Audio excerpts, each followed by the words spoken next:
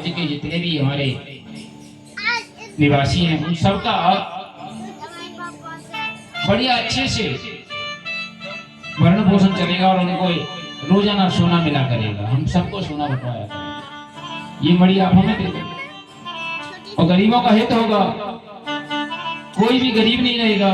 सत्यराजित ने कहा महाराज क्षमा करें, ये मड़ी हम आपको नहीं दे सकते। ये कोई चीज नहीं है जो आपको दे दी जाए। ये तो बड़े तप के बाद हमें प्राप्त हुई है, हम आपको नहीं दे पाएंगे। मना कर दिया। इतना बड़ा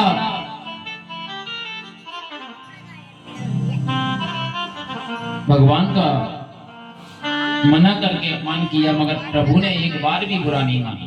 भगवान ने कहा कोई बात नहीं, तुम्हारी चीज तुम्हारी वस्तु है, तुम चाहो तो दो, ना चाहो तो ना दो। मैं तो बस केवल पूछ रहा था। आज उनके भाई प्रसेन ने एक दिन उस मणि को अपने भाई के यहाँ से उनके कमरे से लेकर के अपने गले में पहन ली।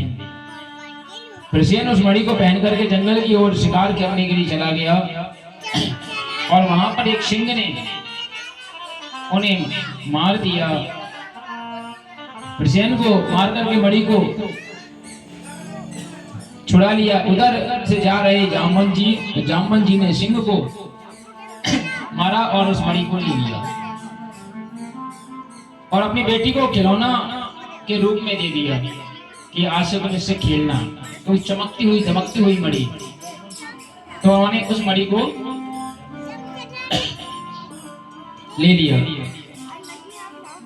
और जब कुछ दिन तक उनके भाई भी नहीं मिले और मणि भी नहीं मिली, तो सत्यराजित ने मन में विचार किया हमारी मणि को एक दिन कृष्ण ने मांगा था और काफी दिन से मणि और भाई दोनों गायब हैं। कहीं कृष्ण ने ऐसा तो नहीं किया हमारे भाई को मार दिया हो और मणि को ले लिया हो। झूठा कलंक लग गया भगवान को, मार दिया होगा। अब ठाकुर जी के यहाँ ये खबर कर दी गई कि आपने हमारे भाई को मार दिया, अच्छा नहीं किया, आप हमारी मणि वापस कर दो। आपने हमारी मणि को छीन लिया, हमारे भाई को मार दिया है या कहीं बंदी बना लिया है, तो आप उसे छोड़ दो। भगवान ने सोचा कि मैंने तो उसकी मणि और उसके भाई को देखा भी नहीं है, तो ये तो हमारे ऊपर झूठा लालछन लगा दिया गया, ये अच्छा नहीं हुआ है। इतना बड़ा कलंक मेरे गोविंद को लग गया। भगवान को आज रात्रि भर नींद नहीं आई। सोचते रहे कि मैं क्या करूं क्या ना करूं, यही मन में विचार करते रहे।